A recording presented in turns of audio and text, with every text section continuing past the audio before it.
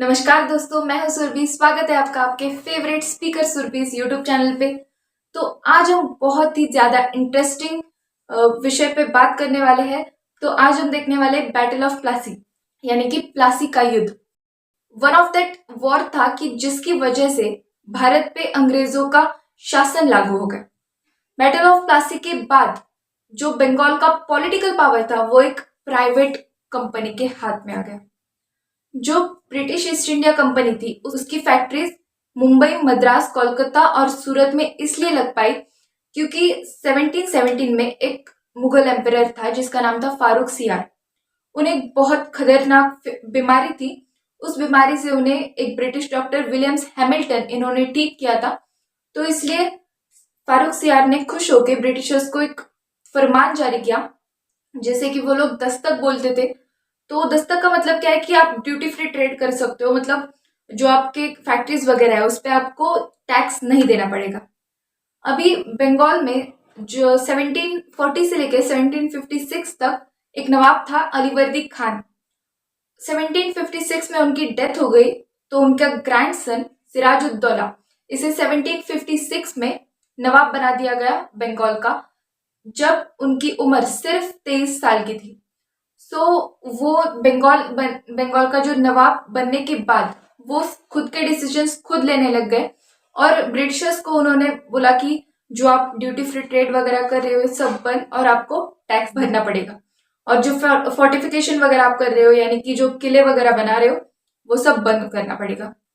अभी ब्रिटिशर्स ने बोला कि जो आपके पहले मुगल एम्परर थे फारूक सियार, उन्होंने हमें दस्तक दिया है तो हम ये स्टॉप नहीं कर सकते, और उन्होंने जो सिराजुद्दौला था उन्हें इग्नोर कर दिया।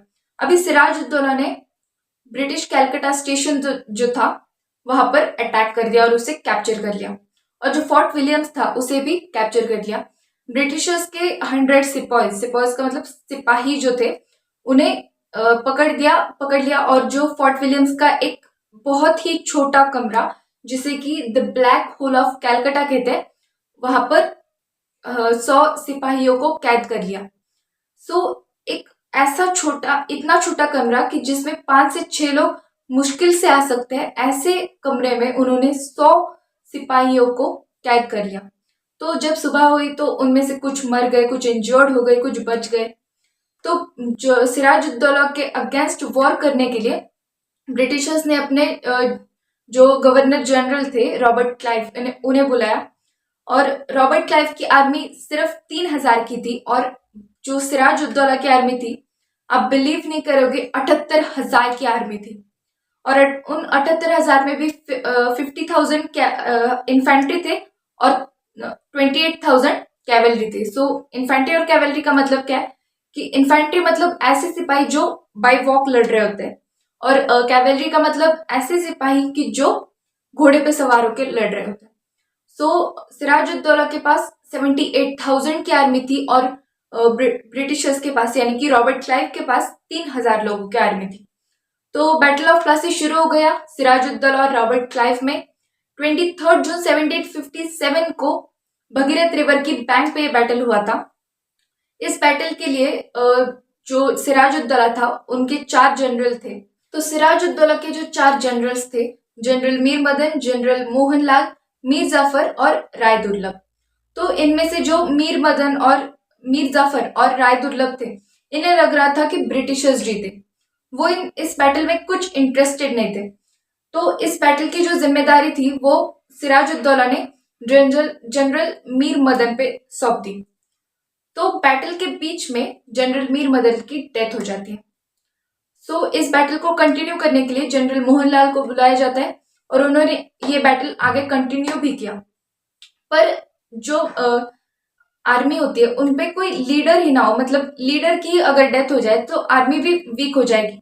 और जो जनरल मीर जाफर था उन्होंने चुप चुप के ब्रिटिशर्स को मदद की थी। तो इसलिए रॉबर्ट क्लाइव की 3,000 की आर्मी ने सिराजुद्दौला की 78,000 की आर्मी को हरा दिया। तो बैटल ऑफ प्लासी का जो रिजल्ट आया वो क्या था कि जो सिराजुद्दौला था वो भाग गया था बंगाल छोड़ के, उसे पकड़ दिया गया और उसे मार दिया गया। और जो मीर जाफर था कि जिन्होंने ब्रिटिशर्स को चुप चुप के मदद की थी, उन्हें बंगाल का नेक्स्ट नवाब बना दिया गया। और जो बंगाल का एक पॉलिटिकल पावर होता है वो ब्रिटिशर्स के हाथ में आ गया, ब्रिटिश ईस्ट इंडिया कंपनी के हाथ में आ गया, और ब्रिटिश ईस्ट इंडिया कंपनी ने अपनी मोनोपोली वहां क्रिएट कर दी। तो ये था बैटल ऑफ प्लासी। वीडियो कैसे लगी कमेंट में जरूर बताइएगा। लाइक शेयर सब्सक्राइब करने को भूलिएगा मत। फिर एक बार बहुत ही इंटरेस्टिंग विषय के साथ मिलेंगे। धन्यवाद।